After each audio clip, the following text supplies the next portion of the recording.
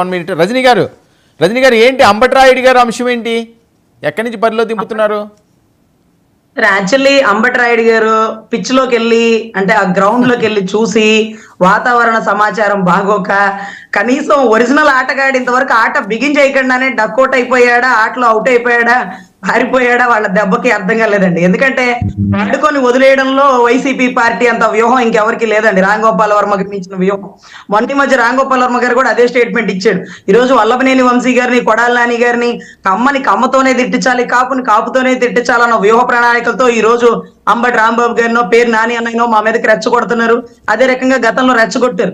ఈ ధోరణి చూసి పాపం యువకుడు అర్థం చేసుకున్నాడు.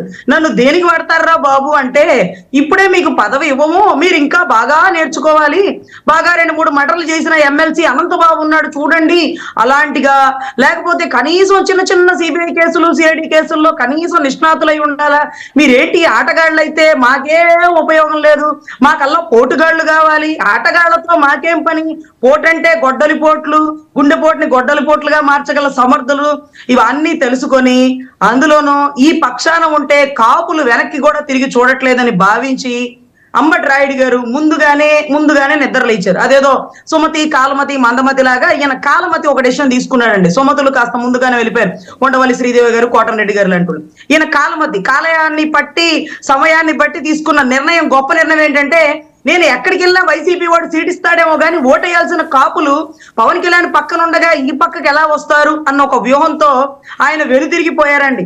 ఈ రోజులు కులాల్లో కాపులు సంఘాలు పెట్టి, మీటింగ్లు పెట్టి అరుచుకుంటారు పవన్ కళ్యాణ్. ఆయన గౌరవం తగ్గకూడదు, ఆయన స్థాయిని తగ్గిస్తే మేము పని చెయ్యం అని పోట్లాడతాం, చివరి వరకు పోట్లాడతాం. కానీ ఓటేసేటప్పుడు మా నాయకుడు వెనువెంటనే ఉండి ఆయన చెప్పిన ఆదేశాల మేరకు పనిచేస్తామన్న విషయాన్ని ముందుగా తెలుసుకున్న వ్యక్తి అంబటి రాయుడు గారు. పోను రాంబాబు అన్నయ్య కూడా మా పార్టీలోకి వచ్చేస్తాడేమో అని మేము ఎంతో ఆశగా ఎదురు చూస్తున్నాం. ఎందుకంటే అన్నయ్యకి పవన్ కళ్యాణ్ అంటే చెప్పలేనంత ప్రేమ. పెళ్లికి పిలిచి, అన్నా నువ్వు వచ్చావు చాలన్నా, నీ కోసం పెళ్లి కొడుకు కూడా పెట్టనంత ర్యాలీలు పెట్టించానన్నా అని గొప్పగా చెప్పుకున్న మా రాంబాబు అన్నయ్య కూడా అతి తొందరలో పార్టీలో రావాలని మనస్ఫూర్తిగా కోరుకున్నామండి. రాయుడు గారు ముందే నిద్ర లేచినందుకు అంబటి రాంబాబు గారిని డైరెక్ట్ గా ఇన్వైట్ చేస్తున్నారా మీరు? అఫ్కోర్స్ అండి, ఎక్కడ పోతుందండి, మా కాపే కదా, మా అన్నయ్యే కదా. నిన్న మొన్నటి దాకా అందరం కలిసే ఉన్నామండి. ఇప్పుడు కేవలం కుల చిచ్చులు పెడుతున్న జగన్మోహన్ రెడ్డి గారు కాపులతోనే తిట్టించాలన్న పనికిమాలిన వ్యూహంతో మా అన్నల్ని మా నుంచి దూరం చేస్తున్నారు. దయచేసి కాపు సోదరులందరూ దయచేసి కలిసి, కులంలో ఒక నాయకుడు బయటకు వచ్చాడు, ఈ రోజు రాష్ట్ర అభివృద్ధి కోసం టీడీపీతో కలిసి మనం పనిచేస్తున్నాం, రాష్ట్రానికి రాజధాని తీసుకురావడంలో, పోలవరం పూర్తి చేయడంలో, ప్రభుత్వం ఫామ్ అవడంలో కాపుల పాత్ర, పెద్దన్న పాత్ర వహించాల్సిన నైతిక బాధ్యత ఉందని అన్నయ్య రాసిన లెటర్ చూసి చాలా మంది తన్మయత్వానికి గురై ముందుగానే రెడీగా ఉన్నారండి. ఆయన మీద సినిమాల్లో క్యారెక్టర్లు వేశారు, ఆయన విపరీతంగా అవమానించారు, మళ్ళీ ఆయన అంత ఈజీగా వస్తారా? మీరెంత మీ అమ్మాయి కోసం తాపత్రయపడినా మిత్రులు ఉండరు, శాశ్వత మిత్రులు ఉండరు. వీటన్నిటికంటే మించి వైసీపీలో గోడ దూకే వాళ్ళు చాలా మంది ఉన్నారనే పాపం టీడీపీ వాళ్ళు, జనసేన వాళ్ళు ఇంకా సీట్లు డిక్లేర్ చేయట్లేదండి. అందరూ వచ్చేసాక అప్పుడు సీట్లు ఇచ్చేస్తాం. వైసీపీ 3rd లిస్ట్ కూడా అనౌన్స్ చేస్తుంది కదా, ఫిల్టర్ చేసేసిద్ది. సో మిగిలిన వాళ్ళు పాపం ఎటు పోవాలో అర్థం కాని దయనీయమైన పరిస్థితుల్లో ఇగో అంబటి రాయుడు గారు లాగే గేట్ దగ్గర నుంచుంటారండి. అలాంటి వాళ్ళకి పాపం స్వాగతించాలి. కొంచెం వేచి చూస్తున్నారు. ఒక్క నిమిషం, సుజాత గారు ఏదో చెప్తున్నారు.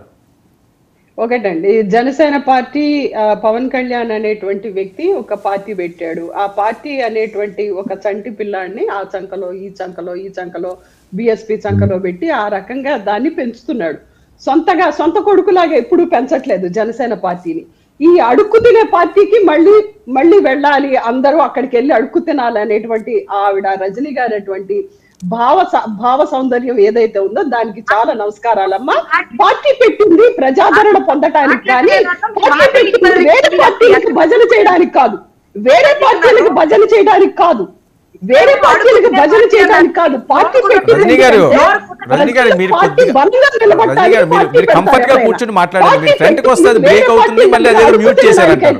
అందులో ఉన్నటువంటి కార్యకర్తలను కూడా అడుక్కు తినే స్థాయికి తీసుకొస్తాడు ఆ నాయకుడు. అందులో ఏమాత్రం అనుమానం లేదు. కాబట్టి ఆ అడుక్కు తినే పార్టీలోకి రావాల్సినటువంటి కర్మ ఎవరికి ఉండదు. కాకపోతే ఈయన క్రీజులో లేనటువంటి ఆటగాడు కాబట్టి ఈ రోజు మీ పార్టీలోకి వచ్చి చేరాడు. అదేదో షార్ట్ కట్ లో 100 runs తీయాలనేటువంటి ఆశతోటి పాప అంబటి రాయుడు గారు ఉన్నట్లున్నారు. అది వేరే అంశం. ఈ కేశినేని నాని గారి విషయానికి వస్తే చంద్రబాబు నాయుడు గారు కుటుంబాల మధ్య చిచ్చు పెడతారు.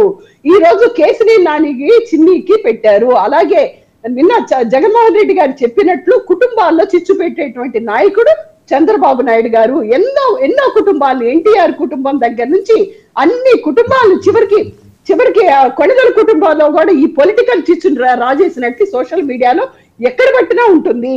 చంద్రబాబు నాయుడు గారి హస్తం పడిందంటే డెఫినెట్ గా కుటుంబాల్లో చిచ్చు పెట్టి కుటుంబాలను విచ్ఛిన్నం కాదండి సుజాత గారు ఓకే సుజాత గారు ఇక్కడ వరకు బాగానే ఉంది. ఇప్పుడు కొణిదెల కుటుంబం మళ్ళీ ఎందుకు వచ్చింది ఇక్కడికి?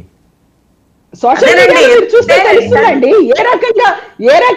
ఏ రకంగా వీళ్ళు చిచ్చు పెడుతున్నారో. అన్ని చంద్రబాబు నాయుడు గారు ఒక్కరు చాలు కుటుంబాలు విచ్ఛిన్నం అయిపోవడానికి. చంద్రబాబు నాయుడు నందమూరి కుటుంబాన్ని ఎట్లా విచ్ఛిన్నం చేశారో అదే